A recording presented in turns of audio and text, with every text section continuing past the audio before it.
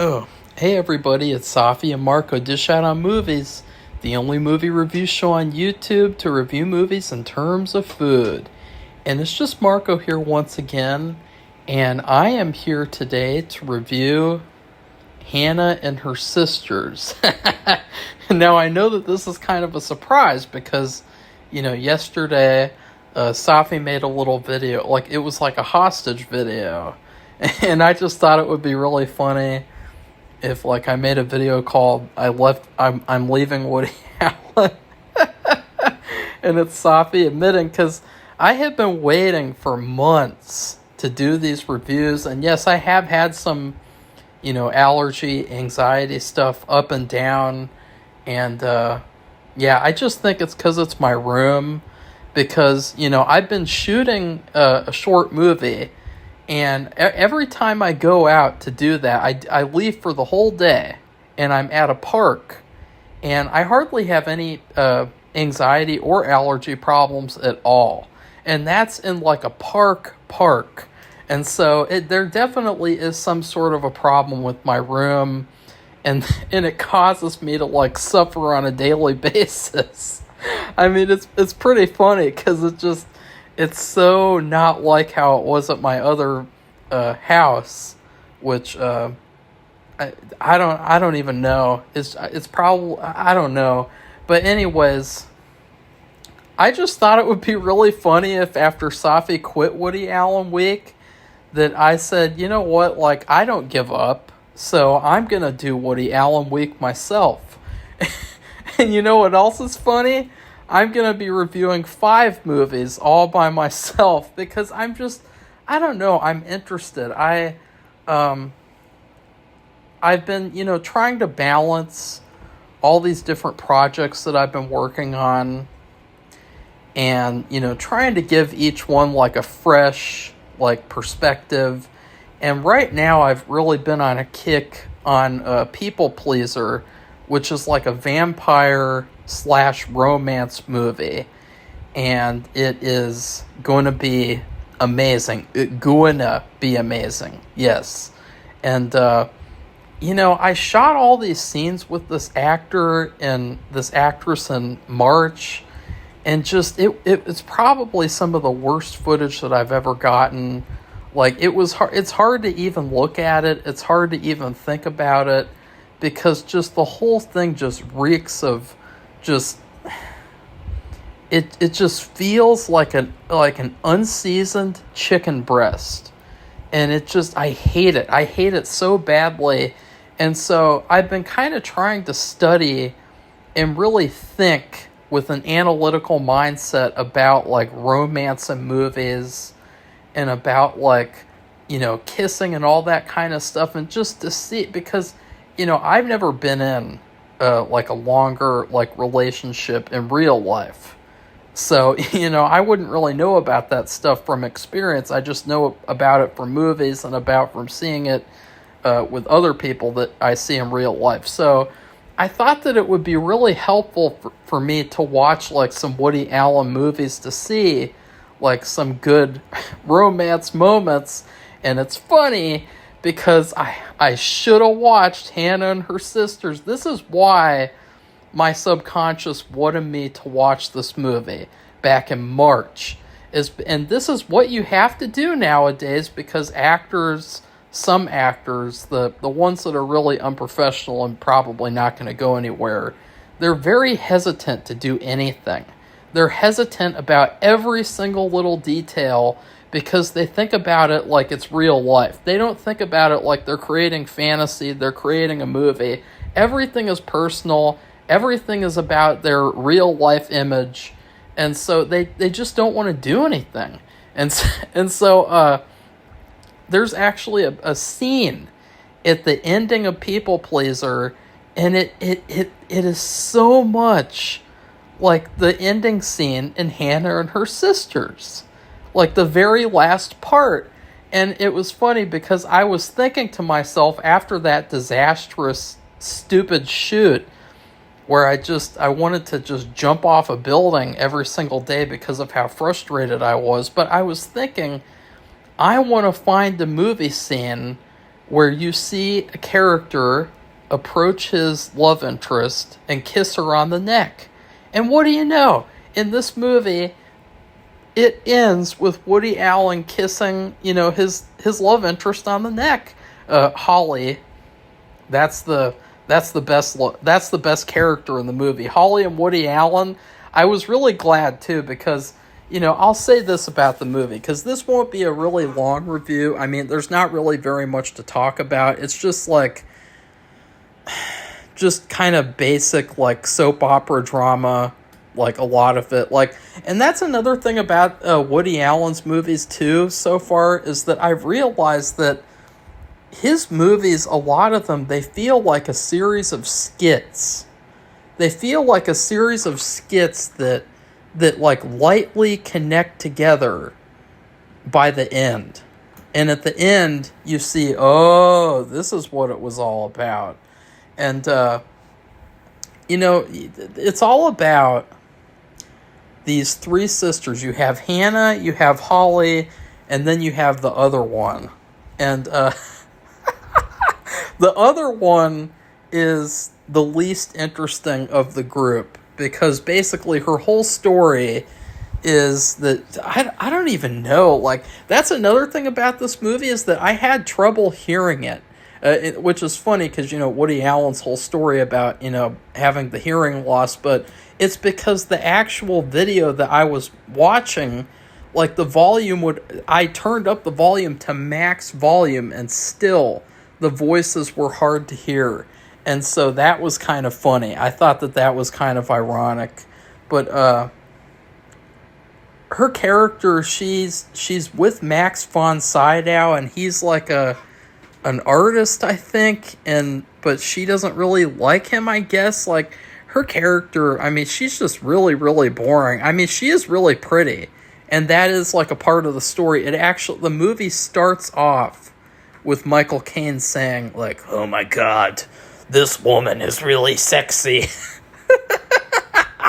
And so the movie's all about how Michael Caine, well, part of what it's about how he's married to Hannah, and Hannah is played by Mia Farrow, and actually she looks a lot better in this movie than she did in Rosemary's Baby. She looks a lot prettier.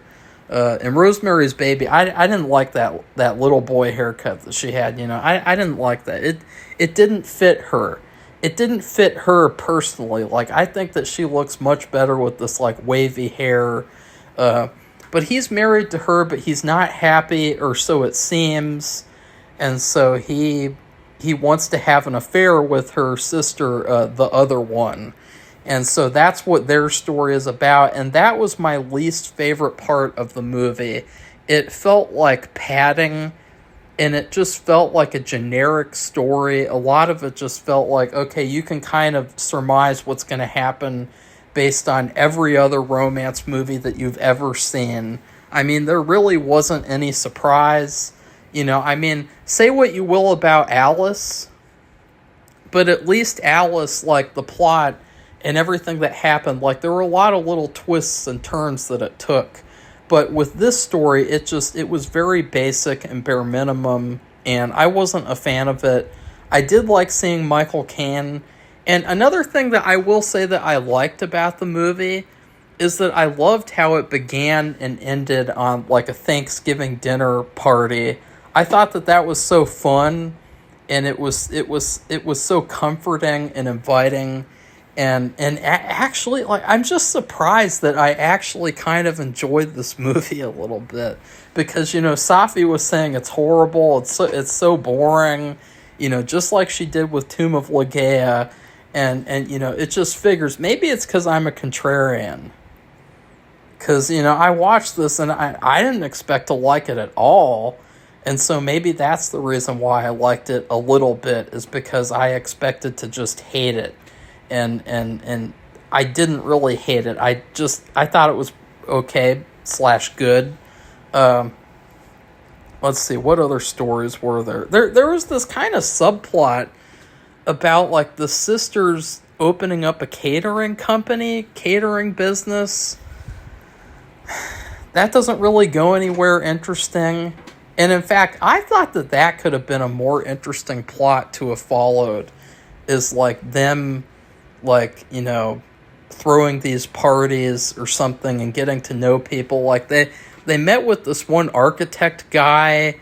He got interested in talking to them, and then I think he slept with one of them. Like that was kind of like a little subplot. And let's see, what other plots were there in this movie? Because that's what this movie was. It was like a series of plots. And the only, like, really overarching plot...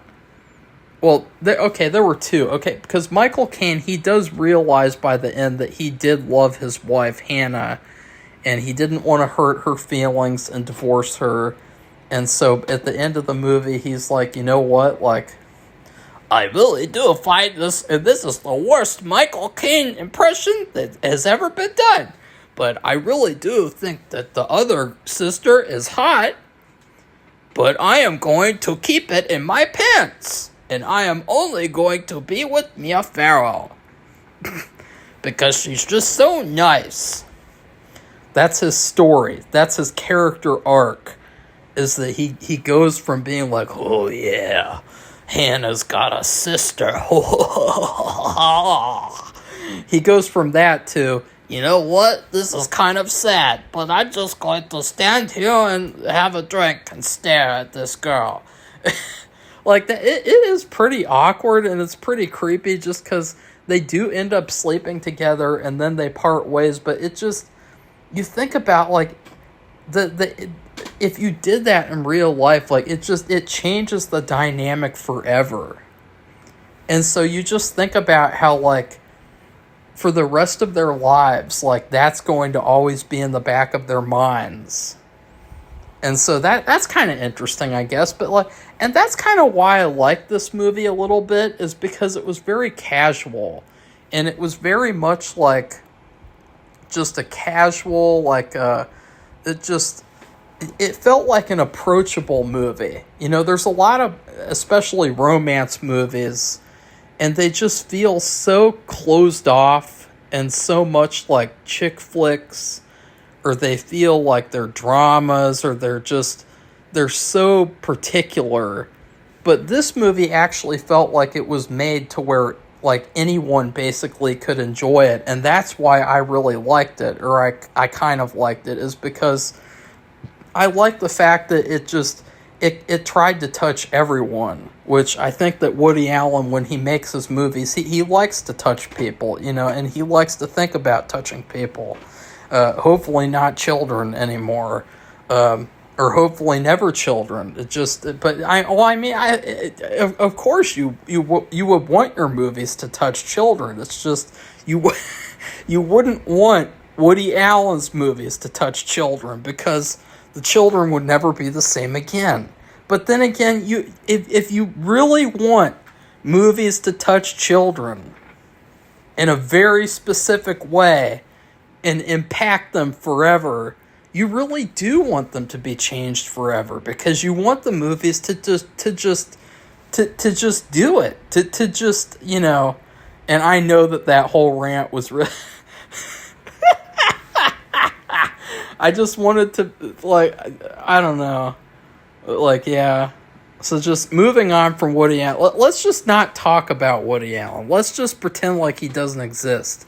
And now let's pivot over to Woody Allen's character in this movie. Because his character, his plot is, like, the best thing about the movie. Because he's this, like, TV guy. I think I can't remember. He runs like an SNL type of show or something, and he has this plot where he's kind of like me in a way, to where he worries a lot about, like, health issues, and he just has a lot of random shit come up and down, and just, you know, and suddenly he's worried that he could have a brain tumor. And it's really kind of sad, because they'll leave this plot for, like, a long period of time. And it was really smart of him to do that, because it just makes you worry about what's going on.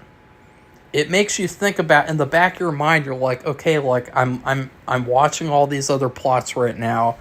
but I want to get back to this story so I can make sure that, like, the tests go okay. And it ends up that he did not have a brain tumor. And actually, one of my favorite parts of the movie is that, he was suffering from hearing loss.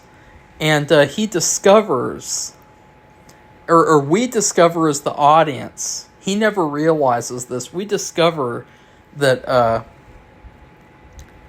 he lost he lost some of his hearing on this bad date with Holly. And so then it's revealed that he dated Holly for one night. It went terribly. And he was married to Hannah before. And that was also kind of interesting, especially because, he married her in real life. But I just loved the reveal. And I loved how quiet it was. And I loved how subtle it was. And it was very smart. Like, this was a smart movie. It was a smart script. Even though I didn't like all of it, I would say it is a smart movie made by a smart person who likes to touch people with his movies. Just hopefully not certain people in the audience who could be very vulnerable to being touched by his movies. So, and also, if you wonder why you can hear this extra noise in the background, I got a portable fan. We have had a heat wave in Ohio for the past week or so, and so it's going to be over, I guess, on Wednesday night. So, yeah, we've just been enduring, okay? And it has been an endurance test, okay?